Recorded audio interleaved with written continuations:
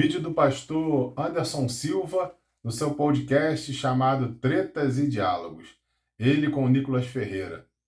Eu queria trazer esse vídeo aqui para a gente analisar à luz da Bíblia, né, a fala dele a respeito de orarmos contra os nossos inimigos.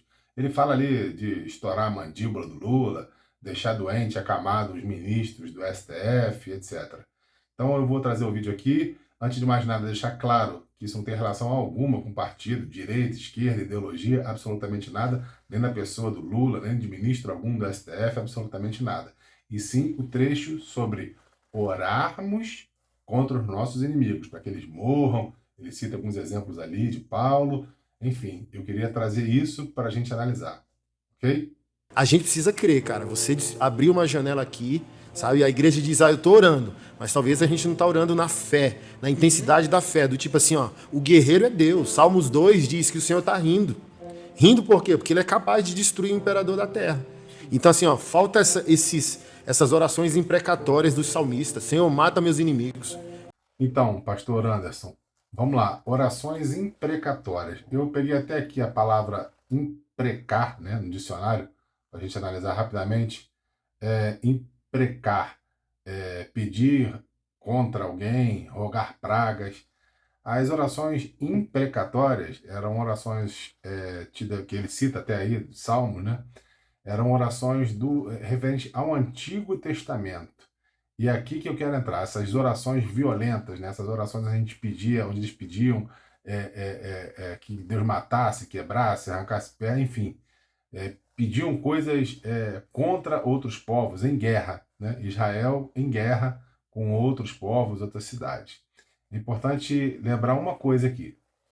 Essas orações que pedem punição, né, contra ali os inimigos de Deus no Antigo Testamento, elas têm um contexto específico. Eu quero trazer à baila aqui.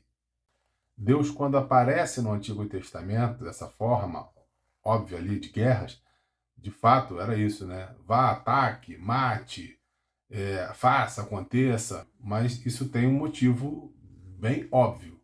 Por quê? Porque o povo de Israel representava o que seria o reino de Deus no futuro.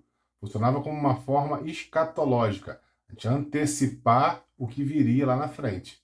Inclusive em Isaías se manifestava, né, que o povo de Israel era um instrumento de Deus para punir outros povos por meio dessas guerras. Mas a gente precisa entender de fato que isso era no Antigo Testamento. Davi, como rei, obviamente, ele representava o reino de Deus no futuro. E aí, obviamente, a gente vai para a parte onde entra o Novo Testamento. Mas vamos continuar ouvindo mais um pouquinho aqui. Quebra os dentes dos meus inimigos. Falta a gente orar assim, Senhor, arrebenta a mandíbula do Lula. Sabe? Senhor, prostra enfermos ministros do STF para que eles te conheçam no leito de enfermidade. Parece que a gente não tá crendo mais, cara. E a igreja tem poder apostólico. Só uma observação. Primeiro que agora, né, no Novo Testamento, a gente não tem mais cidade santa, lei santa, exército santo, absolutamente nada disso. O que a gente tem agora no Novo Testamento é a igreja. Nós fomos escolhidos. Nós somos a igreja. Nós somos agora. Não mais como antes em Israel. A raça escolhida de Deus agora, no Novo Testamento, somos nós. Então, o que Israel foi no passado não se manifesta fisicamente agora no que é a igreja. Então, estamos em Jesus Cristo e aguardando a sua volta. Todo o Novo Testamento e as lições de Jesus, eles não coadunam com essa ideia falada por esse pastor. E eu gostaria de trazer aqui para a gente conseguir realmente agora, dentro da palavra, entender no Novo Testamento o que Jesus estava falando. Nós não podemos trazer de forma plena e completa aquilo que era específico do Antigo Testamento para o Novo Testamento. E aqui é que está a questão da velha aliança e a nova aliança.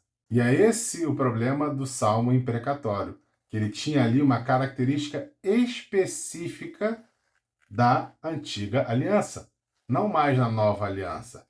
Eu, Hugo, cristão, não posso, orar dessa forma, como Davi fazia.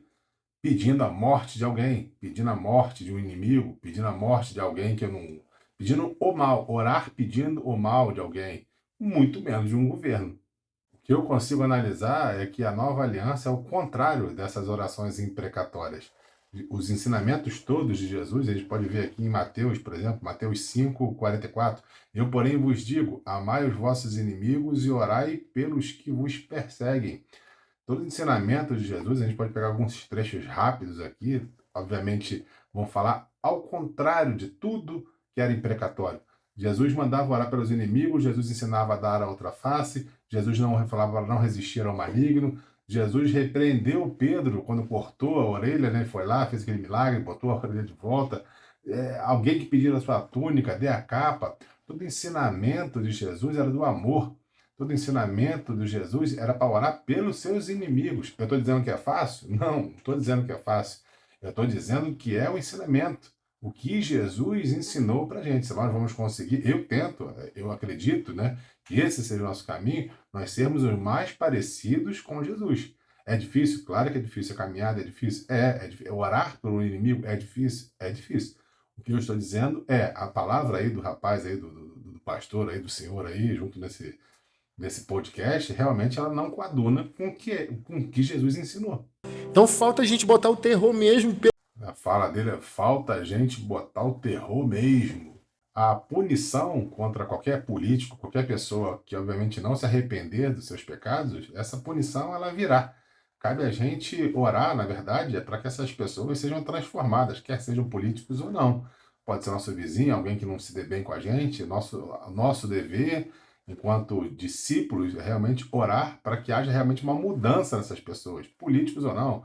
Não estou falando de direita, de esquerda, de Lula, de Bolsonaro, nada. Estou falando realmente de orar para que exista realmente um verdadeiro arrependimento, uma conversão verdadeira.